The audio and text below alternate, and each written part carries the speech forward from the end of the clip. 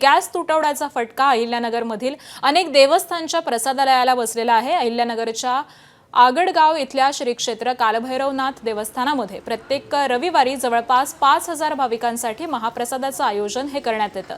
मात्र गॅस सिलेंडरचा तुटवडा झाल्यामुळे देवस्थाननं चुलीवरती महाप्रसाद शिजवण्यास आता सुरुवात केली आहे आणि याचाच आढावा घेतलाय आमचे प्रतिनिधी सुनील भुंगळे यांनी। पाहूयात।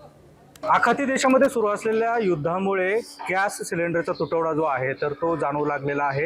एकंदरीत जर बघितलं याचा परिणाम हा अनेक देवस्थानाच्या ठिकाणी असलेल्या प्रसादालय असतील किंवा जे भोजनालय आहे तर त्यावरती झालेला पाहायला मिळतं। मी सध्या आता श्री क्षेत्र आगडगाव येथील काळभैरवनाथ मंदिरामध्ये आहे आणि या ठिकाणी दर रविवारी आमटे भाकरीचा प्रसाद जो आहे तर तो भाविकांना दिला जातो। आता हा प्रसाद जो आहे तर तो चुलीवरती बनवण्याचं नियोजन जे आहे हे देवस्थानच्या वतीनं करण्यात आलेलं आहे। जवळपास 5000हून अधिक भाविकांचं जे आहे दर रविवारी या ठिकाणी त्यांना महाप्रसाद जो आहे तर तो दिला जातो।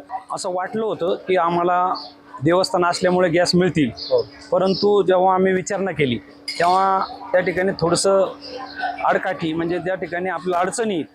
पण त्या अगोदर मग आम्ही काय केलं, थोडंसं आपण पूर्व ज्या पद्धतीने या ठिकाणी चुली सुरू केल्या होत्या आणि त्या चुलीवर आपण भाकरी करत होतो त्या पद्धतीने आम्ही एक अनुसरलं आणि त्या पद्धतीने लाकडाची उपलब्ध होते का ती पाहिली आणि ती उपलब्ध झाली आणि म्हणून आज या ठिकाणी 5000 4000 भाविक जेवतील या पद्धतीने भाकरीचं नियोजन हे चुली करून त्या लाकडाच्या चुलीवर या ठिकाणी भाजण्याचा प्रयत्न या ठिकाणी केलेला आहे। देवस्थानांची जे भोजनालय किंवा प्रसादालय जे आहे तर त्याला देखील गॅस सिलेंडरच्या तुटवड्याचा फटका बसताना दिसतोय। मात्र तरी देखील देवस्थानकडून यावरती पर्याय काढला गेला आहे आणि अशा पद्धतीनं चुलीवरती हा महाप्रसाद जो आहे तर तो बनवला जातोय।